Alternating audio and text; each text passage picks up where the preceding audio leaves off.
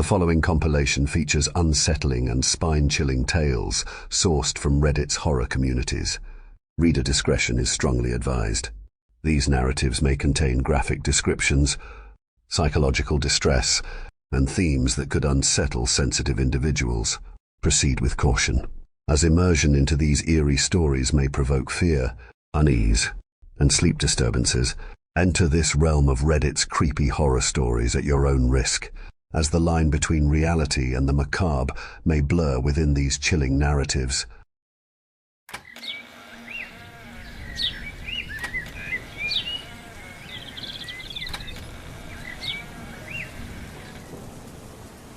I can barely remember what life was like before we found the game that June night. We were 6 high school kids bored out of our minds, trying our best to fill the void. Most of us had part-time summer jobs, but we were hesitant to spend money on anything. We all hoped to save for college. After what felt like hours going back and forth on deciding what to do for the day, we took a walk around our suburban neighborhood. It was the end of a yard sale day, and most people were packing up and heading inside. A few people still remained outside, eager to sell. We didn't really have the intention to buy anything, but I still combed through the last pieces of used crap people set out. I always think I'm going to find some kind of amazing treasure, but always end up questioning my purchases hours later. I found myself digging through a shoebox full of old board games. I thought I might be able to find a new game for all of us to play. I also figured since it was the end of the day, I might get it for super cheap. At first, I only saw games that looked in too bad of shape to even buy. That, or it was a game I knew my friends wouldn't want to play. I've always been a board game fan, but not so much my friends. I had to beg them for months to play D&D with me, and they were only willing to play it for my birthday. I'm always trying to find new games that might interest them. I was ready to give up, but then I saw a game at the bottom that I'd never heard of. Tasks with Friends, with the tagline, "The game you and your friends will never want to put down." The box looked colorful and pretty worn out, but not so bad that we couldn't play with it. It just looked well loved. I tried to open it up, but the sides were taped down. I mean, it makes sense. You don't want all the pieces to come flying out after all. I didn't see a price tag or sign for the price, so I found the owner and asked her, "Excuse me, how much are you charging for the game?" I said eagerly to the woman while admiring the bright-colored box that lacked any company branding or trademarking. "Oh, that old thing? I don't know. Do you have $1 on you?" the woman said as she put the yard sale leftovers into one big box.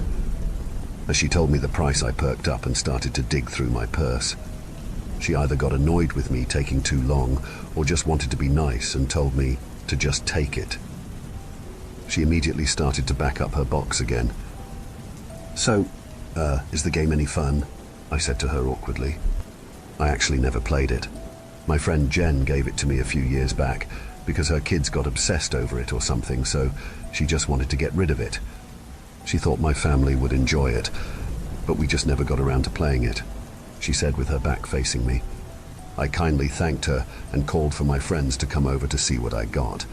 As I called for them, I could see their curiosity over what I found.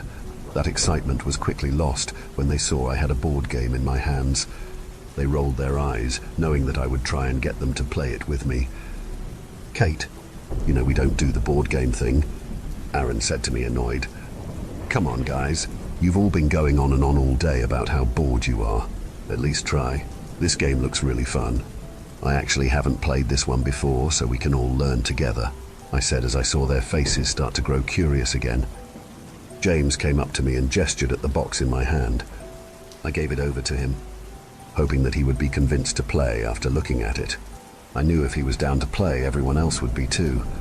As he held the box, I could see the expression on his face change from doubt to excitement. "Damn, this game looks like fun. Let's go play," he said with a giddy tone I'd never heard him use. He started to jog in the direction of his house with me close behind, and the rest of our friends slowly walking behind me, looking confused as to why James was so excited to play a board game when he was normally the person most against them. We all made it back to James' house.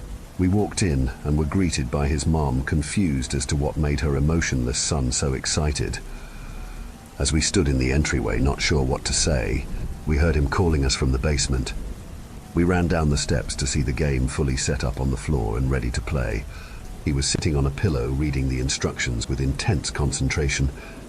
"James, are we actually playing this game?" Bree whined. "Yes, we are. I promise, if you just sit down and start to play, you will have fun. I had a chance to learn the rules while you guys got here," James insisted as he shuffled a pile of cards one last time. After a few minutes of back and forth, everyone was sitting down and ready to play. James explained the rules of the game directly from the intrusion manual. Each player starts with their token at the start of the board. Players will take turns drawing a card from the top of the deck. Each card will have a task. If that task is completed, you may move the number of spaces that are specified on the card. Once you see the card, it will say secret or public at the top. If it's a secret card, do not read it out loud. This task must be completed without anyone noticing or questioning the action on the card. For example, hold someone's hand, sing a song, insult someone, etc. Just complete the task without anyone calling you out. If a player does something you believe to be a secret task, say out loud, "Deceiver," if the player was caught. They will show their card and fail their task. Do not move any pieces. If the person who calls out "Deceiver" wrongly accuses the player, then they must move back one space. The accused player will keep that card and continue to try and complete the task. Once you have successfully completed a secret task, you may announce "Task complete" and move your token forward as many spaces as specified on your task card. If you pull a public card, you must read it out loud. These cards will include things like saying the alphabet backwards, don't say "Amara" until your next turn, singing a karaoke song, playing dead for 1 minute, etc. Some cards have time limits and specific instructions. Every card will clearly state the task. The player who gets their token to the end of the board wins. The game will start with the player who lied last drawing a card. Take turns drawing one card at a time with the person to your right going next. Have fun. James folded the paper instructions up and Saturday them by his side, asking if anyone had questions. No one said anything. It seemed like they all understood the game fine, or maybe they just didn't care yet. "All right, let's get the game started," James proclaimed, but was met with blank stares. "Come on, guys. I just read the rules. You should know how the game starts. We have to start with who lied last." Everyone remained silent. No one wanted to say their last lie. "This is so dumb. I guess I'll go. I told my mom that Henry wasn't hanging out with us when I left the house." "There, I'll go first," Bree blurted out as she leaned forward to grab a card. As she looked at it, she rolled her eyes. "This is so dumb. Why are we playing this game? Come on, Bree. It can't be that bad." "Can you read it out loud?" Henry said, sensing that the card was embarrassing. "Ah!" Public card. Pretend to be a cow for 3 minutes. She threw the card down and looked at Henry, who was to her right, expecting her turn to just be over and not wanting to even try. The rest of the group started to laugh and encourage her, chanting her name and begging her to do it. After about a minute, she gave in and got down on her hands and knees. When she first started, she was annoyed, staring daggers at Henry. As her time ran down, I could see in her face her feelings towards the game change. When the timer went off, she didn't stop for a few seconds. She kept going because she was laughing so hard. "That was so fun. Someone moved my token up one space." "Henry, it's your turn now," Bree said with a giggle and a newfound excitement. Henry looked at her in disbelief. He was so used to her cold exterior, but liked that this game made it melt away. Henry picked up his card. He motioned, zipping his lips shut, and shook his head. "Me, Bree," and James all squealed in excitement, with the rest of the group looking lost, not understanding what they missed that got us so excited. Since Henry had a secret card, it was AJ's turn. She was chuckling along, but clearly just doing it because she didn't want to look dumb for asking us what was so funny. She pulled her card and read it out loud. It's a public card," she said with a dry tone, trying to gauge the room and observe everyone else as they celebrated her public card. "It says I have to do jumping jacks until my next turn." As she stood up, everyone in the room cheered her on, except for Aaron. As she got to her feet, she paused and looked over at Aaron. I can imagine he felt like the only sane person in the room and wasn't sure what was going on. After a second of hesitation, she started her jumping jacks. Aaron looked around at us, eyeing him down desperately, waiting for him to read his card. By the time he finally picked up his card, AJ had started to laugh while doing her jumping jacks. "Sorry, it's a secret card," Aaron said nervously as everyone wiggled with happiness. "Well, looks like it's my turn," I said as I leaned forward, but was cut off by Henry quickly standing to his feet and lunging towards AJ. Tackling her to the ground, interrupting her jumping jacks and making a loud thump as they hit the ground. "Henry, what the hell are you doing? What's wrong with you?" Aaron yelled in a serious tone that turned into him trying not to laugh by the end of the sentence. "I'm calling a deceiver on that tackle, Henry," Bree stated with a laugh. Okay, you got me," Henry said while still laying on AJ from his tackle. They both smiled over the event, even though it clearly hurt when they hit the floor.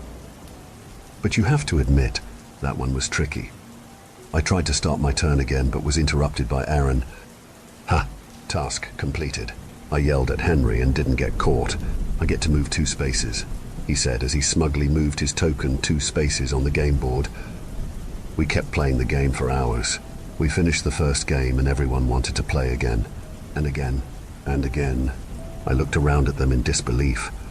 It felt impossible that all my friends were enjoying a board game. It was a dream come true. After years of begging, finally. Normally at hangouts like this by 10 p.m, Bree and Henry would wander off to make out in some closet.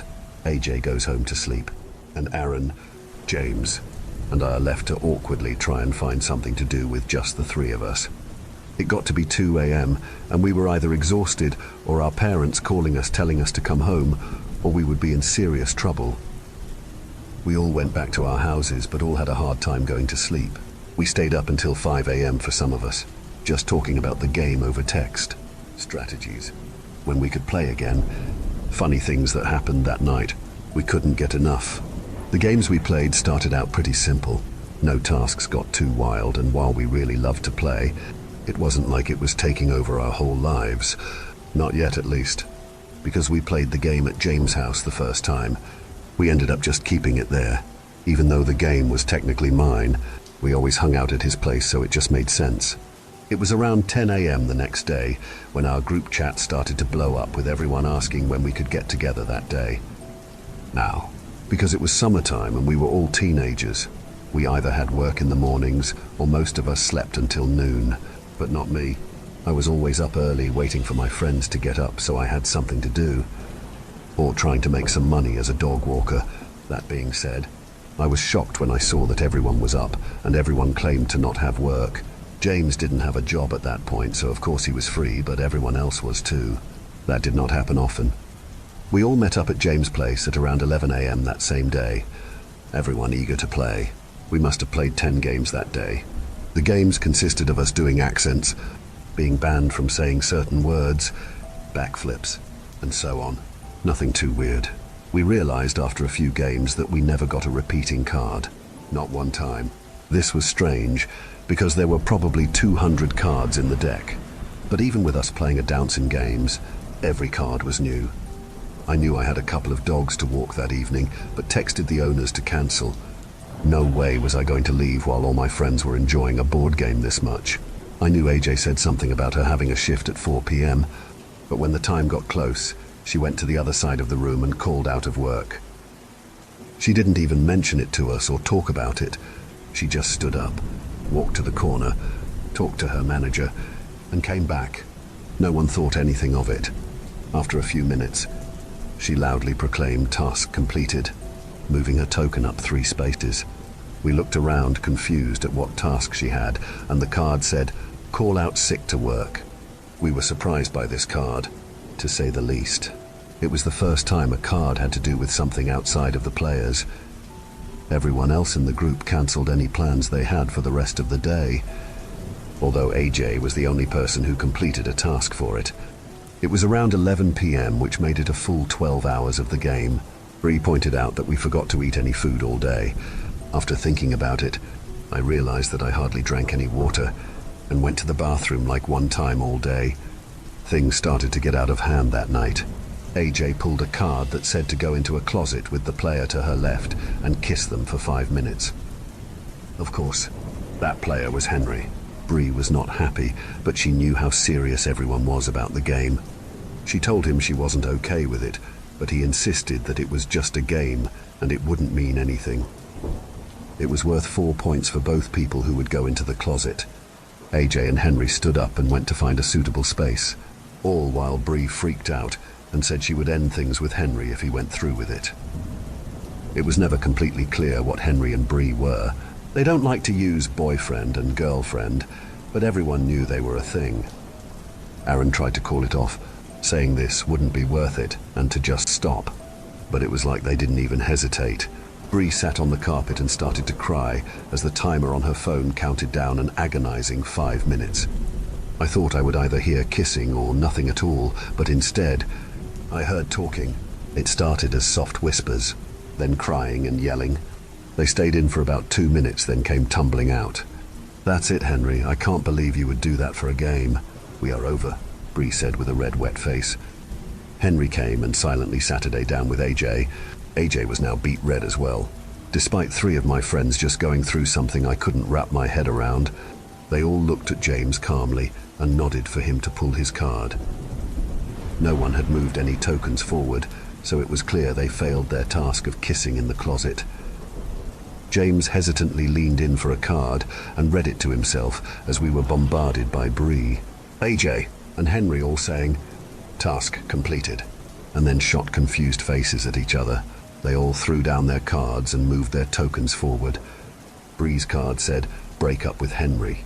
Henry's card said, "Make AJ cry," and AJ's card said, "Tell Henry you love him."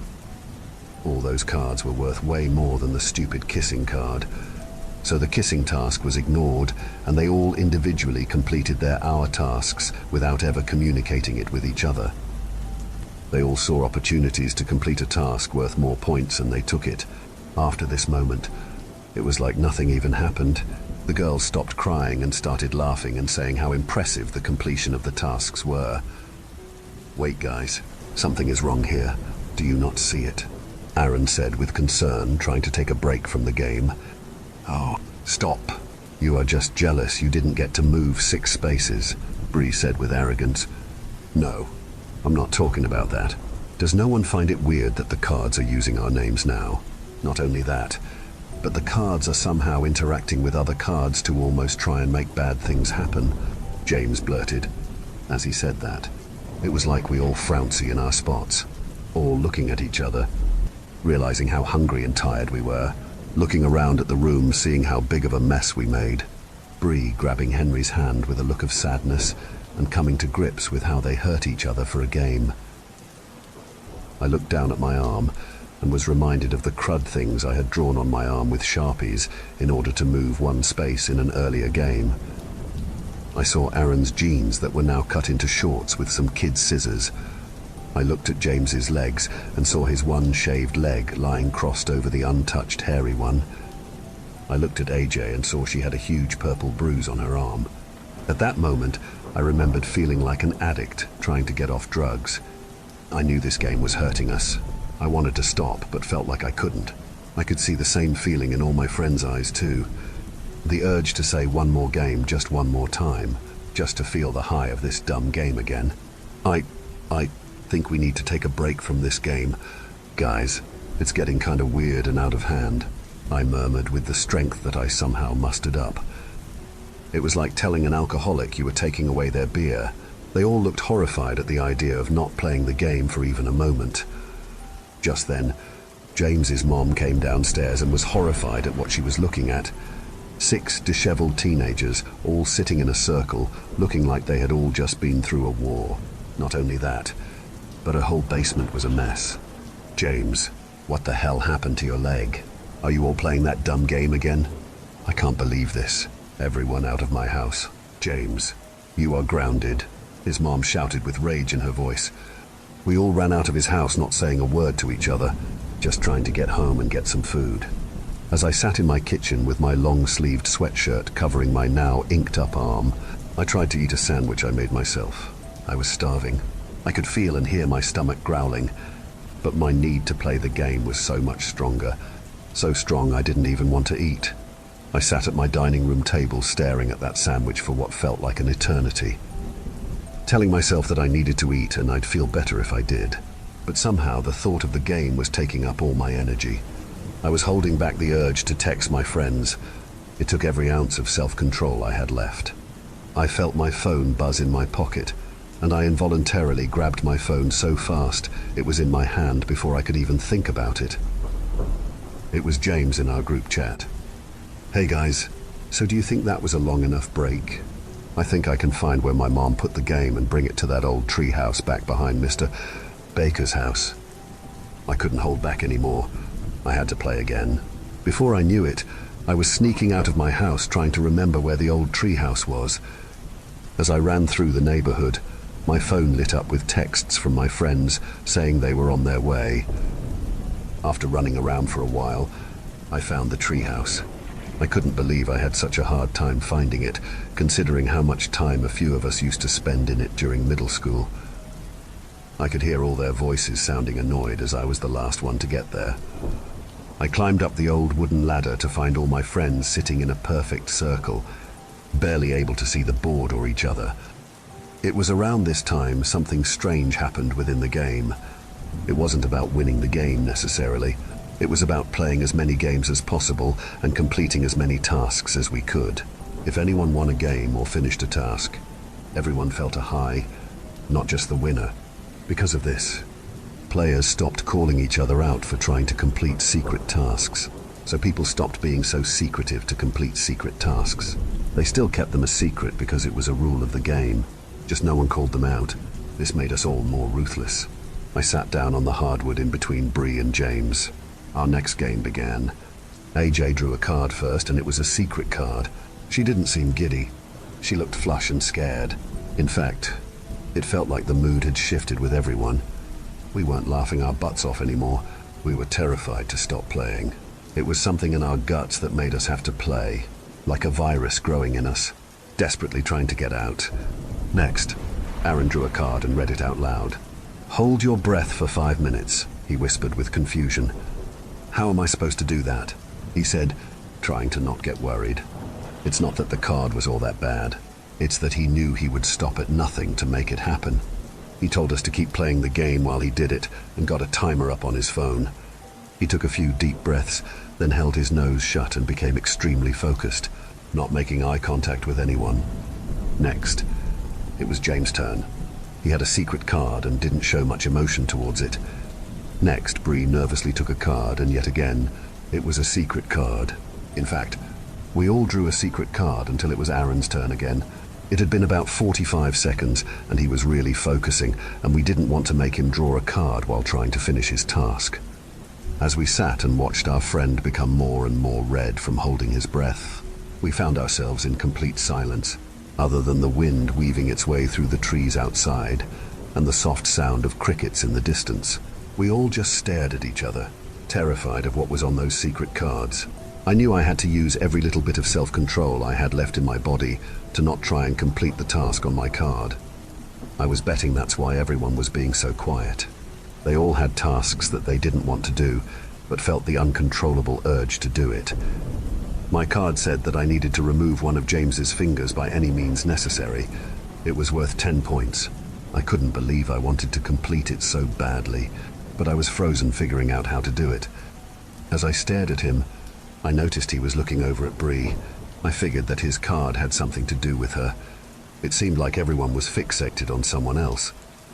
I glanced down at the timer Aaron had, and I was amazed to see he had been holding his breath for almost 2 minutes. Just as I was about to comment on it, chaos broke loose, everyone jumping onto someone else, making it one big pile of people viciously grabbing each other. I didn't read their cards myself, but it was clear by their actions what their tasks were.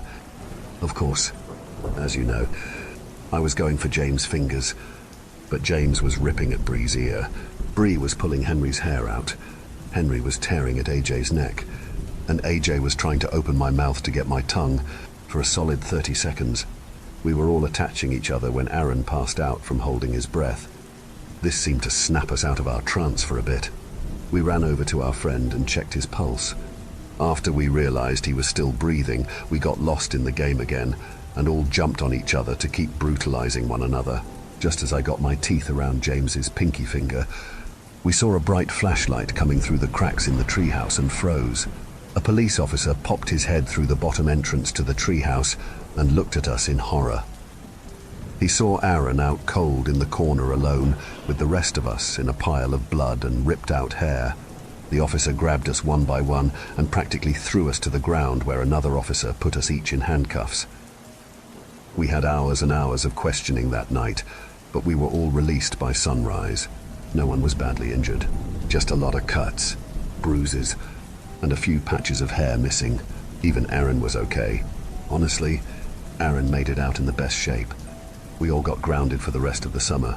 All the parents agreed that we needed to stop spending time together because they insisted on us having some beef between us all. None of us mentioned the board game was at the treehouse that night because we didn't want them to take it away from us. We knew we had to play it again. However, they caught on to it and banned us from ever playing it again. We spent the next 3 weeks of summer miserable. Each one of us tried to fill the hunger to play the game by playing other board games or attempting to remake it, but it wasn't the same. It was the night before school started, and I got a message from James through Skype. Our parents banned us from talking to each other, but it seemed my parents and James's parents forgot about Skype. He told me I had to come over right now. I managed to hop out my window and ran for James's house. I got to his house in what felt like record time and jumped down the fire escape to the basement. There I saw the rest of my friends all sitting by the fireplace weeping. As I got closer, I saw they were covered in ash. I saw tiny little bits of what was left of the game lying out on the ground. "She burned it. My mom burned it," James said in between tears. Everyone was desperately trying to find any pieces that were left of our precious game. Some of them rubbed the ashes of the game on their faces and arms to try and feel something again. As I watched them, I saw something in the corner of my eye. I looked over to our normal hangout area and saw it. I saw the board game sitting out, not just the box, but the whole game was out and ready to play. Are you sure that your mom burnt it?" "James," I said, as my eyes got glazed over, looking at the beautiful board game sitting out for us to enjoy. "Yes, I'm sure. She did it right in front of me so I'd stop looking for it." Just as James finished his sentence, he looked at me and then at my eyeline. He saw the game. The next week of our lives was a whirlwind. After James's mom burned the game and it reappeared, we all ran away with the game. We stole a car from AJ's mom after we got a task card for it and left town. We would play the game in the car, in random fast food restaurants, and sometimes in parks. It's all we did all day. We would fall asleep playing the game and only manage to eat maybe a bag of chips or something small during the day. We kept moving because we didn't want to be found. In that week, we all managed to lose our jobs and all missed the first week of our senior year of high school. All because we were addicted to a board game. I still remember the last game we ever played. It was a late Sunday night. We were actually in our town, sitting in an old barn near the treehouse we Saturday in before. All because the board game told us to. Up to that point, we were hanging out far away from home. We didn't want to be so close. We knew we could be found easily by our families and the authorities if we were too close, but we had no choice. We were slaves to the game. At this point, we were in bad shape. With every new game started, we broke down a little bit more.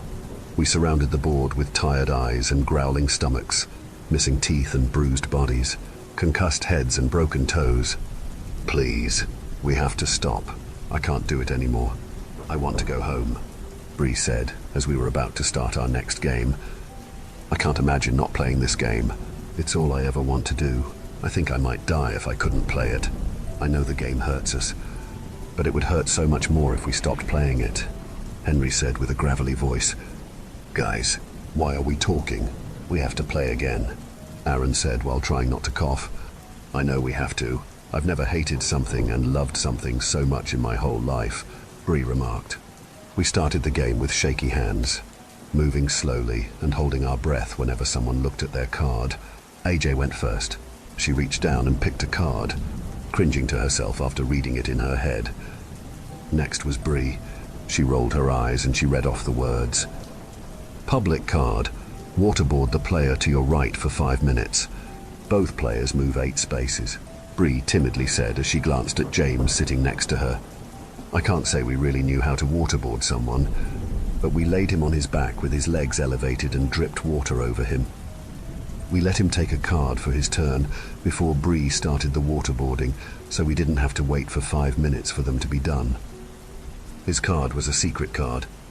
We continued the game with the awful background sounds of gagging and choking. Next, it was Aaron's turn. He read his card and winced. He closed his eyes tight and opened them again, as if he was hoping he was in a dream. As he opened his eyes, he slowly looked at all of us, making eye contact with each one of us. Just then, James was done being waterboarded, and he and Bree came to join us. I was so glad they were done, not just because I was sick of the sounds, but because it meant they got to move 8 spaces. Aaron stood to his feet slowly. I prepared myself because I figured he was about to hurt us. In an instant, he ran out of the barn and into our stolen car. We all looked around confused as to where we went, but kept playing the game as he drove off. Next, it was my turn. Public card, jump off the roof of the barn, 9 points, I said out loud nervously. Henry and AJ jumped up and started to walk outside, not even questioning if I would do it or not. They weren't wrong in the assumption. Before I could even think, I was on my feet trying to find a way up to the roof. I found my way to the top of the 10-foot-tall building. I took a deep breath and leaped off and was met with a hard thump as I hit the ground. I felt a gut-wrenching pain in my right ankle as I landed. I knew I broke it. I had no doubt in my mind. I was thrashing in pain, grabbing my ankle as my friends dragged me back into the barn. We knew we had to keep playing. Next, Henry took a card. He picked it from the pile with his eyes closed and brought it to his face while peeking just enough to see the words on the card, then closed his eyes again, trying to pretend he never read the words in the first place. Next, AJ took a card. Even though it was a secret card, I knew it was about me. She glanced down at my ankle right after her eyes left the card. Just as James was reaching for his card, we saw Aaron walk back into the barn. We all sat in shock as his silhouette became clear and vivid in the doorway. Blood trickled down his arms and hands, dripping on the dirt as we all stared at each other. His eyes were blank at first, but then turned to pain. We watched him as he walked from the doorway to the game board, blood dripping on the game as he moved his token 30 spaces. Aaron, what have you done? 30 spaces. AJ muttered in fear. James, I am so sorry I had to. Aaron whimpered as Saturday in the dirt with his secret task card crinkled in his bloodied fist. Tell me what you did right now. What the hell does your card say? Show us, James yelled as he stood to his feet. Just as James was about to jump onto Aaron, Henry reached into his pocket and pulled out some matches we used to start small campfires while we had been on the run. We all stood still, waiting to see what he was about to do as he lit 3 matches and threw them into the nearby hay bales, igniting the whole inside of the barn. Without hesitation, AJ saw the opportunity and stomped on my ankle as hard as she could. If it wasn't broken before, it sure was now. I looked down at it to see it now bent sideways. She then stomped on my other ankle, not breaking it but making it so I couldn't walk. She moved her token 12 spaces. Even though I was in agony from the pain, I still felt such an intense high from her moving so many spaces. Aaron dropped his card in the midst of everything happening. James fell to his feet to see the card and started to weep as he read it out loud. Secret card killed James' mom. Move 30 spaces, he said with anger bubbling up. I can't believe you would do that for a dumb game. How could you do this to me? I couldn't control myself.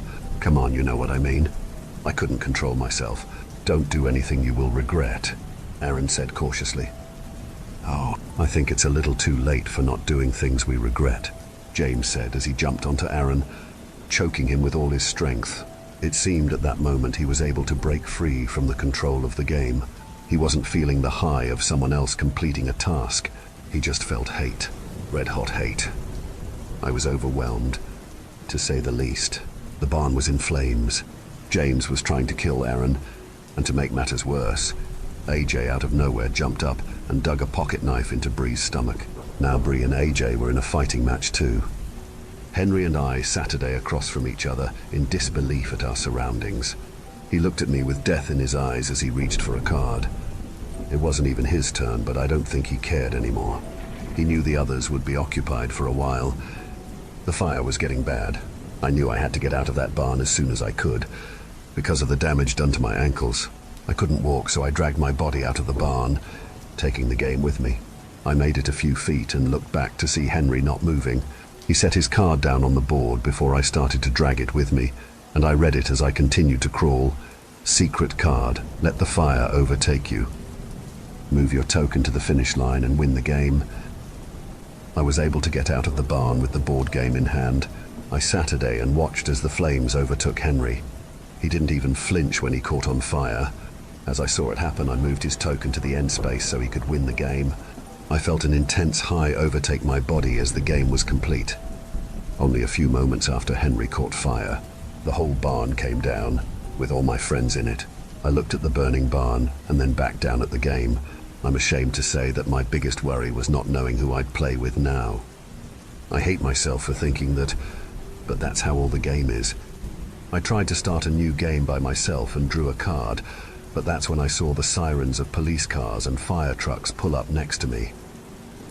I was immediately surrounded by people trying to give me medical attention, taking me away from my game. I scratched and threw my body around like a toddler not getting their way. I remember them giving me some kind of sedative and waking up in the hospital. I was the only person to make it out alive that night. All I could say to the doctors and my parents was that I needed the game, that I had to play the game. It was the only meaning to life. It was the only reason I had to live. My parents got me a great lawyer, and I got out of everything by pleading insanity. Our families all knew the right people and had the right money to ensure the word never got out about the deaths. They even managed to make the death of James's mom disappear. When they told me my friends were all dead, I didn't have much of a reaction. I just kept asking where the game was. When they eventually told me the game was gone and never coming back, that's when I lost it. They had to put me into restraints because I kept hurting the hospital staff from my meltdowns. I started to threaten the staff and told them all the horrible things that would happen to them if they didn't get that game back to me. I eventually ended up in a psychiatric hospital. I yelled and screamed so much that I never had my voice. I hardly ever slept because all I thought about was the game and how I craved to play it again. My skin was red and torn up from my insistent picking due to the withdrawals. After months, I felt numb, maybe from all the drugs they pumped me up with, or perhaps I was so used to the withdrawals I didn't feel it as much. It still felt like I had an uncontrollable urge inside my bones, but I was able to hide it. They then sent me home after a while. I knew I had to mask my emotions for the game, pretend I didn't care anymore, even if it killed me inside to say it out loud. I walked into my bedroom and I felt like I was being treated like a baby. My old bed frame was gone, and it was just the mattress on the floor. All my sharp shelves were taken down, along with anything else I could possibly hurt myself with. I rolled my eyes, but knew my parents had to make these changes for me to even come home. I sat on my bed and I looked around at my room, now with a doorknob that locked from the outside to keep me in, as well as bars on my windows. I searched my room desperately to find something to take up my mind. That's when I dug through my closet and I saw it. I saw that beautiful, colorful box that I came to know so well, just hiding in the back of my closet waiting to be found. I knew it came back the first time it was destroyed, but it was feeling like it was a one-time thing. But here it was, patiently waiting for me to come and play it. I ripped open the box, giving myself a paper cut in the process, and started to play the game by myself. With all that being said, I can finally say, task completed, and share what my first card said in that solo game. Secret card, spread the word about this game online so more people can join us. Move 20 spaces. So what do you say? Care to come join me for a game?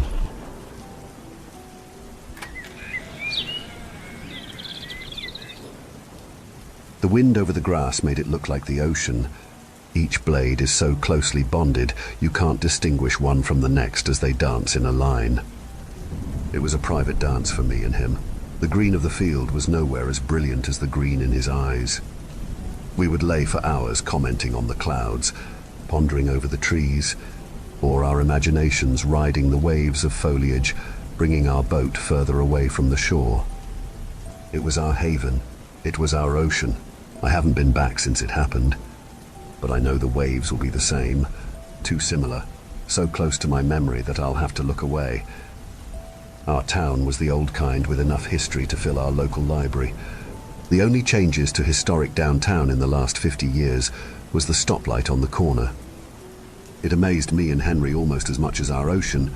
We pressed the walk button so often that the beep was as familiar to me as the chime of the church bell in the square. As soon as the man on the screen told us to walk, Henry would look at me, grab my hand, and say, "Run." The rush we felt as the cars stopped just for us was electric. We skipped from one white rectangle to the next. In our minds, we were Moses parting the seas, avoiding the Pharaoh fast on our heels. On one such summer afternoon, me and Henry skipped all the way to the barber shop. Old man Stevens had owned the shop for 50 years. Now his son owned it, and he took to perching outside like a gargoyle. He said it made him feel young, even though a large portion of his time outside was spent sleeping. The awning over his head was older than him and was faded and cracked. Me and Henry didn't notice our hands were still intertwined until he looked at us, his white beard slick with sweat. "And where are you boys headed?" His voice was warm milk, adding to his Santa Claus appearance. He had missed a button on his yellow corduroy jacket. The same hands that had held a sharp blade against the entire town head had lost their dexterity and stability. "Well," Henry started, always the braver between us, "we are going on an adventure." His green eyes twinkled, and his smile was crooked. He had the kind of smile that spread even to adults, and Mr. Stevens smiled back at him. "An adventure. I hope you boys are prepared. Adventures can be dangerous." He took a sip from the iced tea that Saturday by his side. The ice clinked as he sipped, and droplets fell into his beard. My mother had once said the food in his beard could feed the entire town for a month. "Oh, we know," Henry replied, looking at me. "Me and the captain here are prepared for anything the seas could throw our way." Henry always made me captain despite my protests. Captains were supposed to be brave and proud, and I knew what I was. My father would yell at me every night for being a Nancy boy too shy to face his own shadow. I only played sports of any kind with Henry. The rest of the time I spent my nose stuck in a book. It was Captain Nemo and Columbus that inspired us to take to the seas. If only I had read about astronauts instead. Me and Henry could have wandered the barren plains and made up Martians. Instead, I was Captain Ahab, leading us to destruction. "Where are you sailing today, Captain?" His gaze turned to me, and I wasn't shy enough to ignore an adult. I stared at his nose as I spoke. "The grass field by Hawkinson's farm. You know how when it blows, how it looks like the ocean, or I let my words drift off. I felt the energy sucked from the air. Not uncommon when I was the one talking, but this was different. As soon as I mentioned the field, Mr. Stevens's smile shrunk and his eyes glazed. "You boys should be careful out there." His next gulp of iced tea was shakier, and more tea went into his beard than his mouth. "What do you mean?" Henry asked, deciding to sit on the sidewalk next to Mr. Stevens' chair. I followed suit. I Saturday next to Henry, leaning against the barbershop's candy cane. Having Henry in between me and someone else always made me feel more comfortable. "You said those fields you called them oceans." His gaze was far off again. Henry nodded towards the old man in the chair. "They do look like an ocean, don't they?" He almost chuckled, but it was dry, and he coughed from the effort. "Well, me and my first mate used to explore those waters too. Before Mr. Hawkinson and his family lived there, it was owned by Tobias." His eyes seemed to be searching for something. "By my first mate's family, and we would spend hours in the grass searching for buried treasure." Henry was engrossed in the story and the prospect of treasure. I listened faintly as the cars passed me on the road, picking at the crevices between sidewalk panels. "But you boys listen, find somewhere else to play, because there are fucking sharks in that water." Mr. Stevens' cussing brought me back to the present, and me and Henry shared a look of glee at hearing an adult swear. He looked intently at us, and we were afraid he would scold us for joking. Instead, he stood shaking with the effort. "Leave that place alone, or those sharks will tear you to pieces and no one will find you." He vanished into the barber shop and left me and Henry sitting there. What the Henry lowered his voice to only where I could hear. "Fuck was that old man on about?" Me and Henry laughed hysterically. We were in tears by the time we finally stood. "Well, Captain, should we set sail?" Henry's resolve settled me, but Mr. Stephen's words echoed in my head. "But what about the sharks?" I asked. My mind went to great whites. I knew our ocean couldn't have sharks swimming in them, but the way Mr. Stevens had acted still filled me with dread. "Can I tell you a secret?" Henry asked, beckoning me closer. He leaned in and whispered into my ear. "Sharks are afraid of me." He puffed out his chest and took my hand. We ran all the way to the fields. Today our ocean was choppy, and despite the sun shining brightly overhead, I still smelled a storm coming. "Maybe we should come back tomorrow," I said. Me and Henry were standing right outside the entrance. Standing this close without the distance the hill provided, I saw how dry and spread apart the grass was. The motion of the waves wasn't as organized here. Too many individuals trying to leave the herd. "Are you scared?" Henry asked this, not like my other friends, the few that I had. He genuinely wanted to know, and I knew that if I was, he would be content to sit up on that hill with me. The thought was tempting, but I didn't want to disappoint him. Besides, I was tired of waiting. I was tired of thinking everything to death. "No, let's do this." The resolve in my voice was new, and Henry took note. I tried to puff out my chest like he had. This made Henry chuckle as he motioned towards the field. "That's why you're captain," he said, and we ventured into the great unknown. We had been going to watch this field for a week. My books about the 7 seas had inspired us to find one. We had both been there before, but never with the hearts of sailors, never together. We hadn't gone inside yet, content to watch from afar. It hadn't seemed ready for us yet. Now, as we finally made the leap, my heart was fluttering. The field wasn't that large, but inside it seemed to stretch on forever. It wasn't seconds after we entered the field that we lost all semblance of direction. Henry in front of me was the only thing that kept me from total paralyzing fear. I was scanning in every direction, searching for a shadow that would swallow us up. Every blade that brushed by my body was the rubbery skin of a great white, sent to cut me with its teeth. "Do you think Columbus played games on board while he was sailing to find America?" Henry asked in between swings. He was slashing the grass from in front of him like a brave jungle explorer. "I'm sure they at least tried tic-tac-toe." My eyes wandered to the crew of the Santa Maria trying to beat Columbus in games. I bet Columbus was a real sore loser. I bet they drank a lot too. Adults always have so much fun when they drink. He stopped swinging altogether and stopped where he was. He looked at me a little sheepishly as I put my hand on his shoulder. "Is your dad still?" I let the words drift off. They didn't need to be said. "Not as much." He said, "It was worse right after my brother died." He was drawing a picture in the dirt.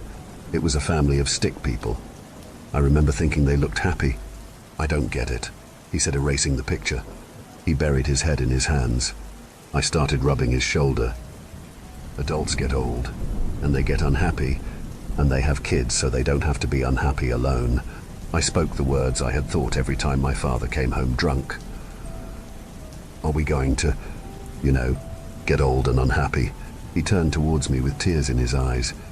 I held out my pinky in our familiar way, signifying the greatest exercise in trust we had. He joined his pinky in mine. "As long as we are together, we will never get old and unhappy." He echoed my words, and we shook our pinkies. We Saturday there smiling for a second, the last time I ever smiled at him. A sound erupted from every direction. The sound was not natural. It was screeching metal and yelling garbled together with a thumping bass that shook the earth. We propelled ourselves off the ground, staying low like cornered animals. We spun in a circle trying to find a source. I looked at the sky and saw that darkness had started to descend. Had we really been in there that long? "What is that?" I asked, not daring to raise my volume above a whisper, even among the deafening noise. It was instinctual, making myself smaller in the face of whatever this was. "I don't know," maybe like a farm machine, maybe an earthquake. His voice was wavering, something I had never heard it do. I knew he didn't believe that, but our minds were grasping for any sense of reason. Whatever it is, we need to get out of here. He could hear how scared I was and adjusted his voice to make me feel better. He grabbed my hand, and we took off as fast as our legs could carry us in the direction we came. The grass seemed to darken from green to grey to black as we ran. Henry was faster than me, but he kept his hand on mine so I wouldn't fall behind. The steady rhythm of our feet and his red Nikes streaking ahead of me was the only comfort I felt. The sound droned on and got louder. We had to yell to hear each other over the sound booming from all around us. After what felt like an hour of running, the grass was fully black and started to resemble tendrils shooting towards the sky. Their sway that was our comforting ocean was now a deadly dance attempting to spear us with their points. My breath was labored, and my entire body started to replace adrenaline with pain as time went on.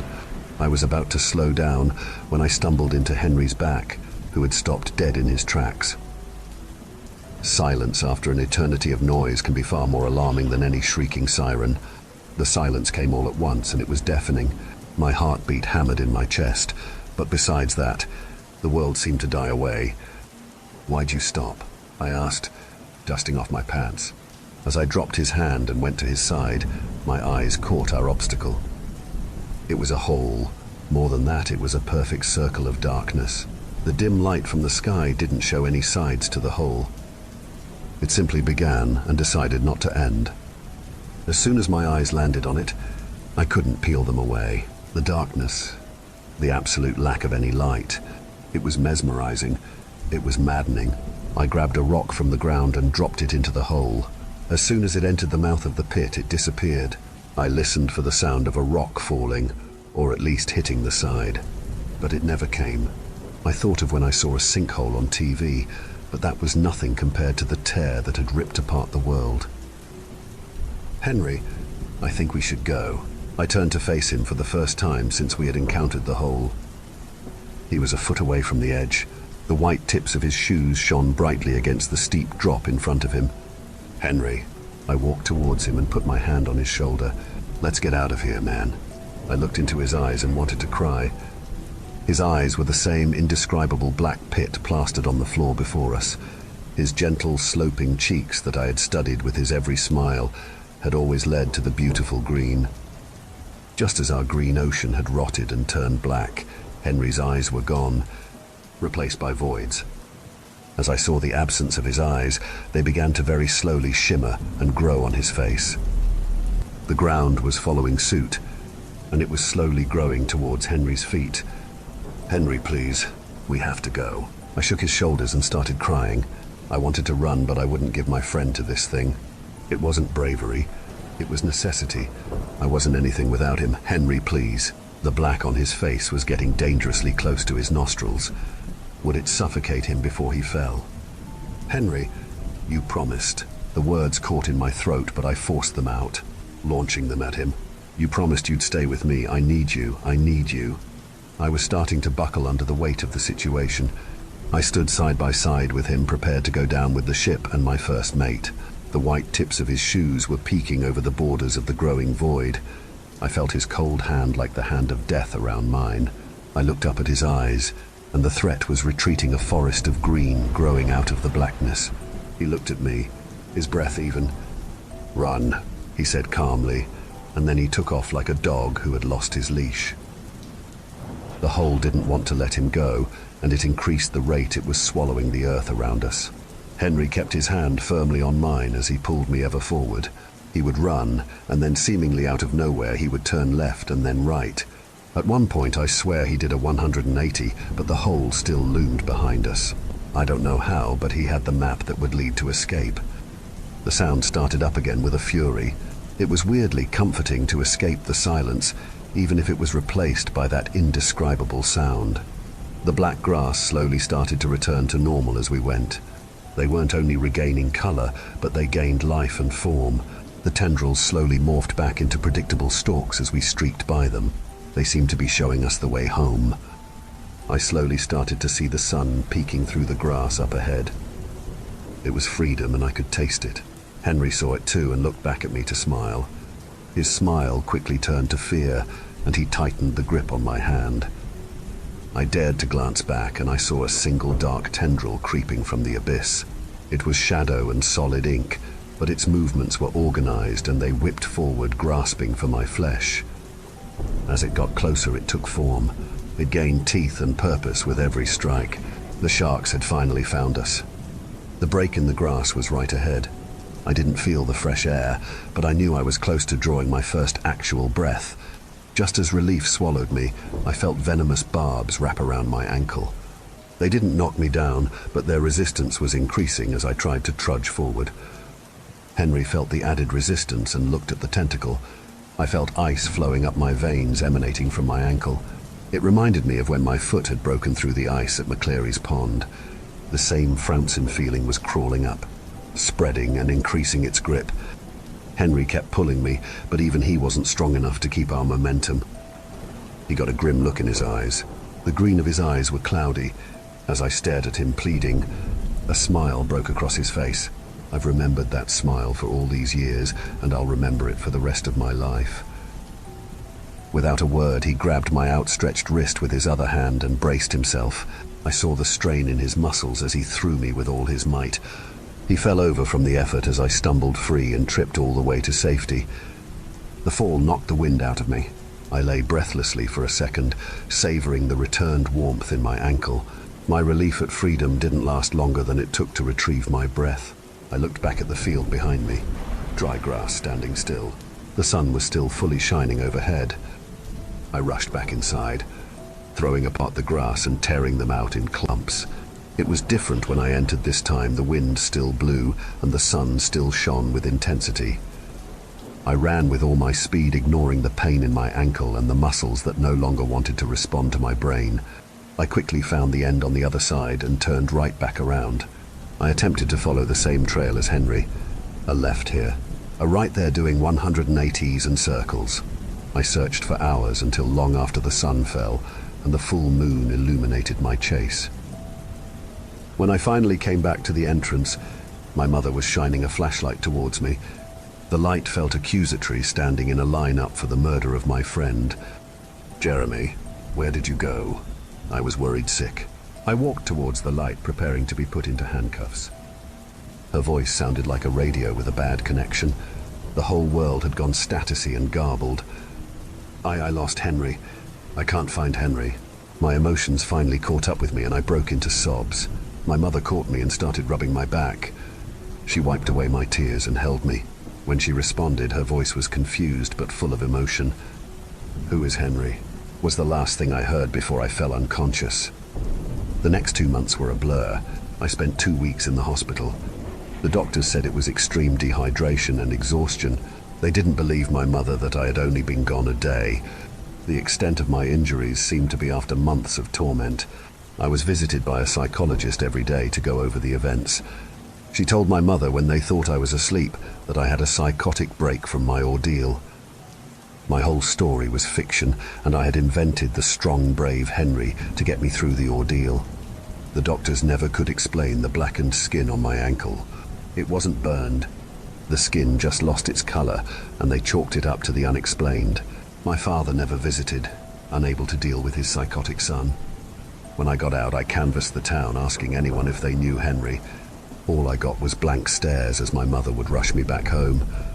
I looked for Mr. Stevens, but his son said he had left town. An old friend came to visit, and my pops took off without a second thought. Mr. Stevens the Jr. had the same beard, only streaked with the occasional grey instead of white. I asked Mrs. Thompson at the corner store, who always slid us sweets when we visited. I asked our teacher, who had always Saturday us together, knowing we were a bonded pair. I even asked my father, who always scolded me after Henry left, saying I should be chasing girls, not the coattails of that little boy. "Listen, kid," my father said, swigging his beer, "you are really freaking out your mom. Now shut the fuck up and act normal." He left to get some air, and I saw my mother watching me from the kitchen. I had stopped eating or sleeping. The only times I talked about it was to ask about Henry. I visited his parents last. unable to deal with their inevitable response. I walked onto their porch, the same porch where me and Henry had drawn pictures of our older selves with chalk. I drew myself on a boat and Henry added himself right by my side. The boat remained, but my first mate was gone. Only my chalk figure remained. The drawing was faded by rain or time, or the unspeakable force that had drained my leg and my life of color. I knocked once and Henry's mother answered the door. "Oh, sweetie," she said, crouching down to my level. "I heard what happened. Are you okay?" My parents had spread the rumor that it was a nasty virus that had left me bedridden. My father couldn't stomach the idea of anyone thinking he had failed as a father. "Yes, Ma," I replied, not meeting her gaze. She had Henry's eyes, and I knew the sight would crush me. "I was just wondering if you were okay." I kept my question vague. I had promised my mother to stop asking about Henry. "Oh, baby, how sweet of you. Yes, we are fine. Just glad to hear you are all right. Isn't that right, Craig?"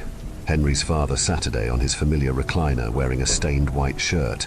He didn't even turn to acknowledge me or his wife. "Okay, thank you, ma'am," I replied after a moment of silence. Her words were sweet, but her peace destroyed me. As I walked back to the sidewalk, I felt her eyes on my back. We moved not long after that. My mom had fought my father over it, but she had convinced him. I knew how hard she had fought for this when she told me the news sporting a black eye.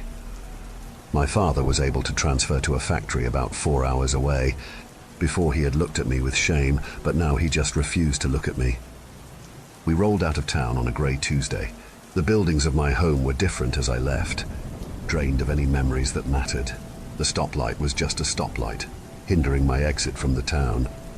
Old man Stephen's chair was staring at me as I left. He still hadn't returned, and his son was starting to get worried. I remembered his tales of sharks and the first mate he lost as the building of my home streaked past me. The town is now full of stoplights as I pull in. They even have a Target downtown. The barber shop has been replaced by a pharmacy. His chair is still there, but it is vacant. I am sure that he died like everything does. Everything is different, but entirely the same. The decision to come back came after a startling realization. I couldn't remember his voice anymore. Everybody had forgotten him, and I needed to bear his memory. I decided to write this and come back so I don't forget anymore. He deserved a grave, but all he got was the tombstone he had etched in my heart, and now on this page. I looked down at the blackened skin on my ankle. I was grateful it was there, the only thing that kept the past real.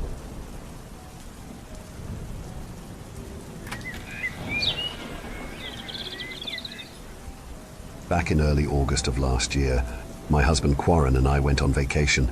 We were going to do the tourist thing in one of the South's larger cities, but our trip was off to a rough start. We got stuck in baggage check-in for 2 hours. The self-check-in machines couldn't read our passports. When we finally got through, we got stuck in the security checkpoint and had to go through all our luggage. Because of all this, we missed our flight, and in turn, our connecting flight and a hotel transfer. We weren't pleased. After rebooking, we ended up with a total of 7 hours in delays before we got to the hotel somewhere around 11 in the evening. At that point, it turned out we'd been double booked. They were full. I was about to explode, while Quarren looked ready to sink through the floor. Luckily, the hotel had a second location downtown. It was more modern, a bit more expensive, and overall nicer. As a courtesy for their mistake, we got a replacement suite, an upgrade. Finally, some good luck. Right. We took an Uber there. The place was practically brand new. They had this electronic system where you didn't get a key. You got a personalized code that worked on every door. Quarren handled the codes while I signed us in. There was a 24/7 bodega with organic snacks, wine, and drinks right by the lobby. A sushi restaurant that closed at 11. A sauna, a gym, an indoor pool, and a whole bunch of complimentary things. A couple of free robes to bring home, and a bottle of white wine with a little "for your inconvenience" note attached. While Quarren took a shower, I ordered us some food and unpacked. We'd been traveling all day, and all nearby restaurants were closed. As instructed, I included the code for the outer doors so they could drop the bag off by our door. We got our late dinner by the time I was halfway through a shower. Quarren delightedly shared how he was going to town on our order. Apparently, it was so good and barely any left. Bastard! They had included 2 extra orders of tiramisu as a little treat. But I couldn't eat it. It had coconut in it, my one allergy. All in all, that night turned out pretty good. We shared a lukewarm meal, watched The Office, and went to bed. We talked a bit about our plans for the next day, picking one thing each from our prep list. A tour of the local distillery, a museum trip, dinner at a steakhouse, the good stuff. So after a long day, we called it a night. But that's where the story starts. At 3 a.m. that same night, when someone opened our door. See, one thing I hadn't realized was that the code for the outside door was the same as for our room. It was a single personal code system.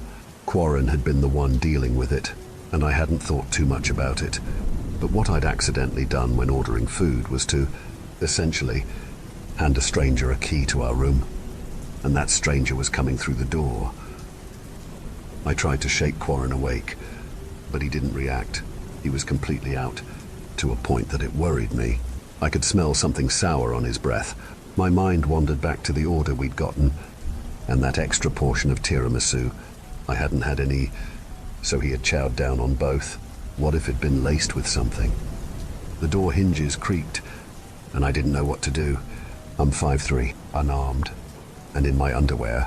I decided, on a whim, to pretend to sleep. If they were just there to steal, at least I'd be unharmed. They were expecting us to be asleep, so as long as I played along, I should be fine. I held Quarren, closed my eyes, and waited. Careful footsteps made their way across the hotel carpet. The door closed, a slow pacing back and forth next to our bed. I counted at least 2 people, maybe 3. Someone could have stayed by the door. Just the guy, a man whispered. Bag him. They were unwrapping plastic. They weren't in a rush. I could tell they'd done it before. They were quick about it. I held on to Quarren, debating in the back of my head what the hell I was supposed to do. I was leaning towards waiting for them to leave the room and then immediately run outside and get help. But something shifted. One of the intruders made a hushing noise and waved the other one over. "What?" one of them whispered. "There," another answered.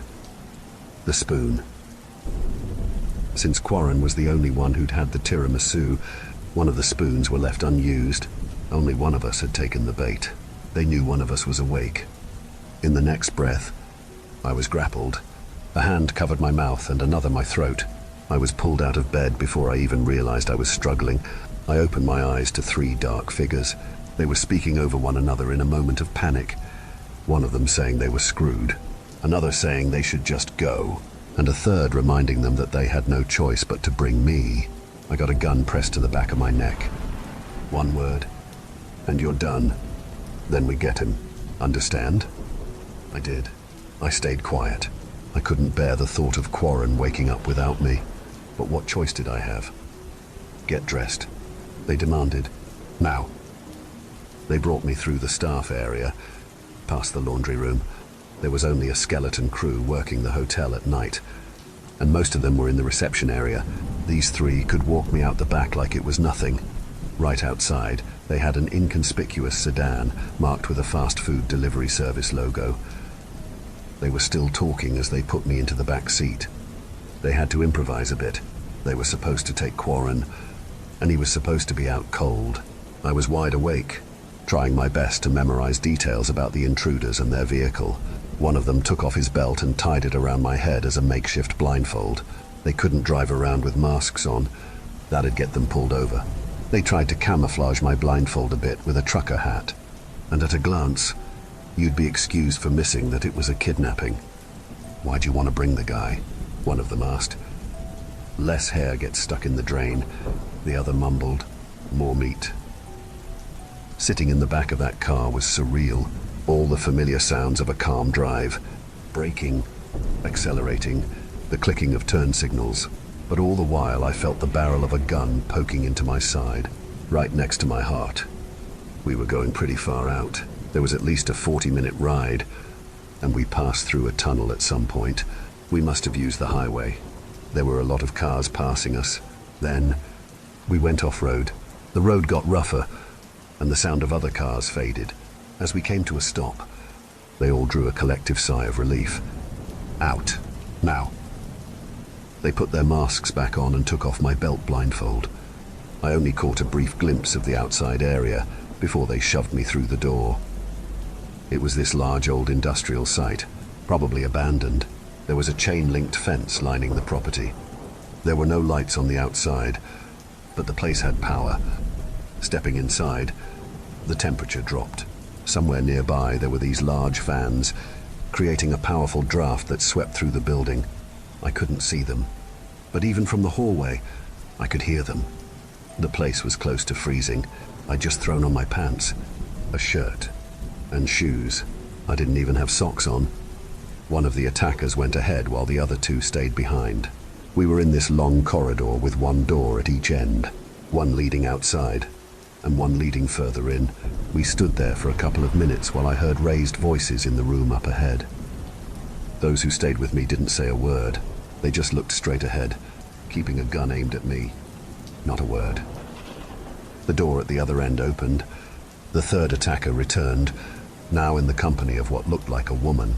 She had sunglasses and a white face mask, and was dressed in what can best be described as dollar store doctor's scrubs. She seemed upset and was scolding the man in a foreign language. Not sure about the origin, possibly Southeast Asian. One of the two men holding me seemed frustrated. He grunted. "Hey," he said. "What's the word?"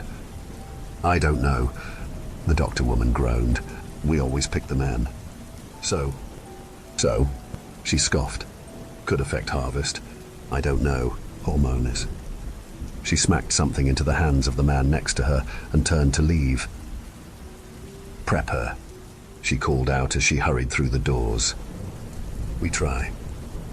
I was dragged into a big, open space. It looked like an old warehouse. The doctor was nowhere to be seen. She must have gone ahead. There were doors all over, and I was taken into what looked like a shower room. They proceeded to hold me down and shave my head, these long tufts of brown hair sinking into the drain. I hadn't had short hair since I was a kid. I felt naked. It just took them a couple of seconds. They were fast, practiced. They lead me to a pair of double doors. One of them checked a digital watch. Another opened and tested a padlock. There was a collection of buckets next to the door, stained by something thick and blue. Time. 4:10. 4:10. Or 4:11. 4:10. Check. They made a note on a piece of paper taped to the wall. "Should we tape her?" "Doesn't matter," the one with the padlock said matter-of-factly. "Been weeks. He's hungry." And that was it. The doors swung open, and I was pushed inside. The doors slammed shut behind me, and I was on my own. The padlock clicked, and the chains tightened. I just stood there for a moment, not even beginning to understand what was going on. After a couple of minutes, I snapped out of it. I wasn't immediately dead, so there was time to map the space I'd been thrown in. I was in a corridor branching off in 3 different directions. I got the impression that this was built recently. The corridor was no wider than 8 feet and had been wallpapered. Even the ceiling. It had an uncomfortable swirling pattern, a combination of white, brown, and purple. I'd never seen anything like it before. The ground was covered in a thick grey carpet. There were small fluorescent lights above, giving off this eerie illusion that the pattern on the walls were coming out. Somewhere off in the distance, there was a rhythmic thumping. It was getting closer, heavy footsteps approaching. I picked a direction and made a run for it. If you've never been chased by a predator, it is impossible to describe how it feels. It is, in a literal sense, dehumanizing. It makes you feel like less of a person. You become an animal, a thing, prey. You have to look at yourself and what you are, and what you can do, in a completely new light. It forces you to come to terms with the most honest, primal version of yourself. It is horrifying. It brought to light how long it had been since I ran, and how impractical my shoes were. I ended up kicking them off, barely stopping. I went down one corridor, then another, I rushed past a small room with what looked like a pile of pillows in the middle. It stunk of ammonia, so I decided to take another route. It was getting harder and harder to tell where that rhythmic thumping was coming from, and it felt like I was about run into something at every turn. Then I rounded a corner and saw someone. Two people, a man and a woman, both dressed in bright blue wool-like turtlenecks. They had their arms firmly at their sides and stood shoulder to shoulder in a very unnatural and rigid manner, like two kids trying to hide something behind their backs. I stopped. For a moment, I thought I wasn't the only one locked in there. That maybe, just maybe, there were others. Maybe we could work together. Then I realized that the thumping had stopped. The moment I saw these two, it was as if whatever was chasing me had stopped. The two of them lurched forward. It wasn't a step. It was like two mannequins being pushed. I turned to run as the thumping resumed, this time right behind me. I ran, screaming. All your senses go into hyperfocus, and you get 100 thoughts running through your head at once. Whatever minute detail your eye accidentally latch onto is burned into your mind. To this day, I can recall the little things I noticed as I sprinted down the hall. Scratch marks breaking the pattern on the wallpaper, stains on the carpet, dark spatter on the ceiling. I ended up back at the room with the pillows. I decided to hide. Hurrying in, I realized it wasn't just a pillow room. This was some sort of lair. There was debris, branches, leaves, flowers, dirt. I dove right in and covered myself with as much as possible, ignoring the smell. I only had a couple of seconds. I was so panicked that I almost swallowed a flower petal, some kind of dry blue sunflower. I held my breath and hoped. The thumping grew closer. Then it slowed to a tip-tap, clicking from where I was hiding. I could barely see anything. I could kind of see the edge of a turtleneck sweater. Then something shifted. Now, I only saw the silhouette, but what I saw it didn't make sense. It was those two people I'd seen, but they were sort of moving, their arms twisted in an unnatural angle, looking more like insect mandibles. Their heads bobbed back and forth like some kind of growth or tail. Their chests vibrated and stretched as they slowly came undone. They weren't two people. They were a single thing, pretending. Seconds later, something grabbed my leg. I was pulled out of the nest and dragged away at a violent speed. I flopped back and forth, slamming into the walls with every sharp turn. I broke 2 fingers by the second turn. I couldn't turn to see what had grabbed me, so I just tried to hold on to something, anything. The carpet, the wallpaper, the walls, whatever I could, but the force was just too strong. There was no way. Then it stopped. I rolled over onto my back and came face to face with my attacker, and I didn't understand. To this day, I have a hard time describing it. There were so many moving parts, segmented muscles, like living steel wires, mandibles, and a beak-like mouth, patches of bright blue hair covering 4 extremities and part of a thorax, a pulsating abdomen. Something warm dripped onto my leg, drool, perhaps, or a mild acid. It had the same color as the stains in the buckets I'd seen by the door leading into this place. It was a strange blue, and for some reason, that detail just sort of stuck. There were so many little movements at once, and I couldn't even get the scope of how big it really was. It seemed bigger than me, but it could just have long limbs. I couldn't make sense of it. It seemed insectoid, but its movement seemed calculated and intelligent. Then, pain, a bright, burning pain. I mentally blacked out. I flailed, spasmed, and kicked. It had me by the leg, and something sharp had pierced my thigh, picking at my flesh. I could feel my muscle pulling away from me. It was going to snap. I've never felt so vulnerable and exposed. To feel so mortal. It scars you in ways you can't understand, unless you've been there. Then, it pulled back, letting me go. Mandibles moved, clicking, hissing. I'd never seen anything like this thing before, but I understood it. It was such a human motion, in a way. It didn't like me. I tasted bad, and that made it angry. It disappeared down the corridor. I just lay there, panting. I didn't even attempt to move. I knew it would hurt like nothing else had. A couple of minutes passed. I think, maybe an hour. It was impossible to tell. In the distance, I could hear the rattle of the padlock. Perhaps my captors had heard my screams and figured that thing was done with me. Either way, they were coming in. But the moment I heard the door open, things took a sudden turn. Screams and shrieks, gunfire, thumping, popping, clicking, screeching. There was this one noise like a large rubber band snapping in two as a scream suddenly stopped. Panicked voices growing more distant. I sat up and used my arms and one good leg to scooch away. It took a long time, but it was the only way I could move. I didn't dare to look at my thigh, but I could tell it was bad, at least a 2-inch gash. I figured it hadn't hit an artery, at least, or I would be dead already. The moment I could see the double doors, I realized something had gone very wrong.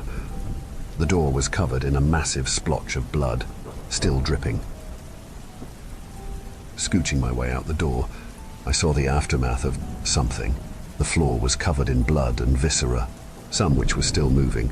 I couldn't tell where one person began and the other ended.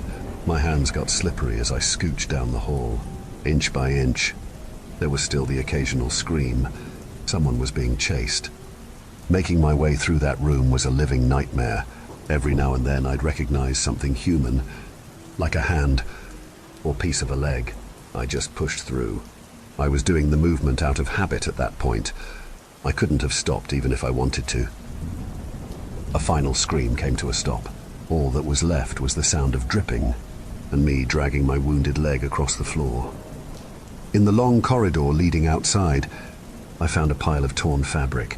I didn't want to look at it, but I could see a bit of denim in there. I recalled one of my attackers wearing jeans and decided to take a gamble. I had to feel my way through something I'm not even going to attempt to describe, but I found car keys. As I made my way outside, I managed to prop myself up against the door and limp. Something must have hit a nerve. I had trouble moving my foot. It didn't even hurt. It just didn't work properly. I made it all the way to their car. My hands were pale white from blood loss, and I couldn't stop shaking. Looking back, there was no trace of the thing they'd kept in there. I got in, locked the doors, and took a deep breath. Looking back, I noticed something by the entrance. The doctor. She was coming out of the building, dripping with unspeakables. She seemed unharmed, but must have been in the thick of it. She could barely stand, and seemed just haunted. An empty gun dropped from her hand. She looked my way, briefly, and then just wandered off. The word that comes to mind was defeated. Blank.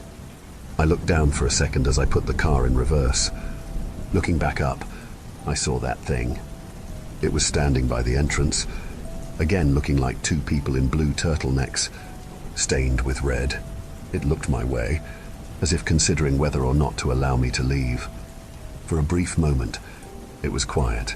We just looked at one another, then it just closed the doors and retreated back inside. I managed to make it to a gas station. The owner called the police, and the rest is history. I don't think a lot of people read the articles about this. It was deemed as a drug-related gang thing, as the people involved were producing illicit substances. While I agree with this description to a point, I find it wildly misleading. Yes, that thing produced something, but what it was, and what it was used for, God knows. I've talked to Quarren about this 1,000 times, but it's impossible to make others see and understand what happened that night. It was just a couple of hours, all in all, but it completely turned my life around for the worse. To this day, my one foot is a lot duller than the other, and I always double and triple check my locks. I made a lot of mistakes that night. I didn't know how the hotel codes worked. Maybe I didn't fight enough when they brought me outside. Maybe it was stupid trying to hide. Maybe this whole thing boils down to me having the worst luck in the world to encounter this, and the greatest luck in the world to survive it. Quarren claims I have some kind of PTSD. I don't think he's wrong, but I don't think that tells the whole story. See, sometimes I see these people in the distance that just looks off. Two people standing in a peculiar pose. One person and two kids standing deep inside an alley, only to be gone the next time you look. I'm sure some of it is just trauma creeping back to the surface. I'm sure it is. But not all of it. Thank you for venturing into the darkness with us. If you dare to explore further, be sure to subscribe to our channel for more spine-tingling tales of horror and the supernatural. Remember, the shadows hold endless mysteries, waiting to be unveiled. Stay tuned for more bone-chilling stories as we continue to traverse the eerie depths of the unknown together. Until next time, may your dreams be free from the haunting echoes of our tales. Or perhaps not.